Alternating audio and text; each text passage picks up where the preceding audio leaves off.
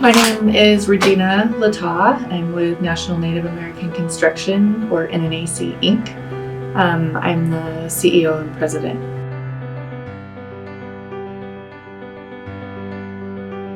My typical day in the office is meeting with our project managers, speaking with our various site managers. We're a nationwide contractor, so we typically have a lot of things in motion, often in different time zones. Usually meeting with my accountant and making sure our financial objectives are being met. I am frequently interfacing with various vendors and different businesses and consultants just to utilize the resources in the industry.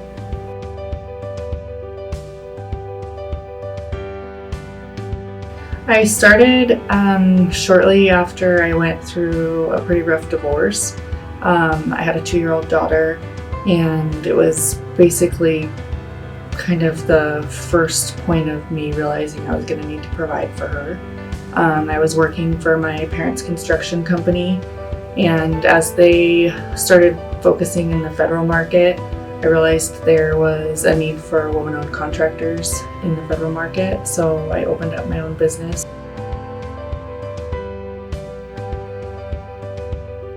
The federal market was encouraging woman-owned contracting at the time. It's also just one of those typical stereotypes that you see.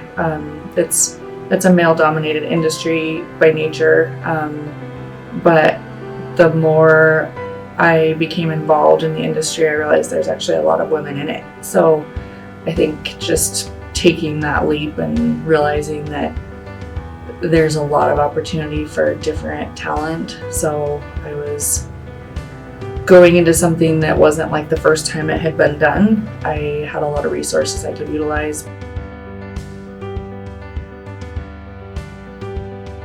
I think that we have a lot of untapped talent. I think that the more women I get to know that are in the industry, seeing how they are utilizing just natural given talent to make a difference, it's somewhat awe-inspiring just to be able to be a part of something like that.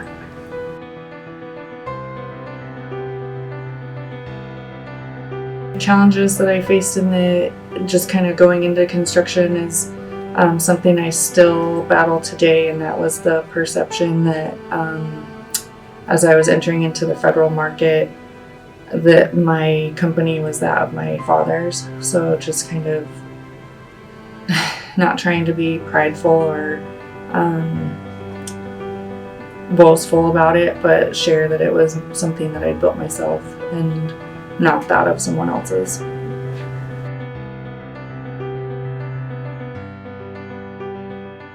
There's a ton of opportunity, almost every path that you could take. You could be in sales, you could be in leadership, you could be hands-on. I wish that they knew that it was something that they could do as well, and it's not just for the men in the industry. We have a part in it.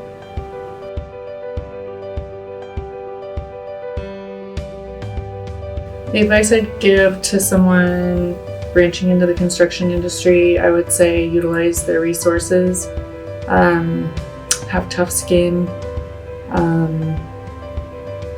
probably pick a path and research that to determine what excites them about the industry and really fight for it, because I think that we sometimes underestimate our worth, and we can break down the stereotypes by just tapping into that.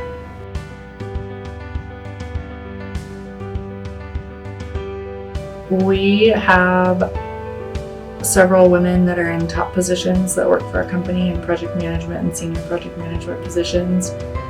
We've also hired some young women in high school that have started working for us, and I like to be able to kind of share in the ability to grow up the next generation and do something that was done for me.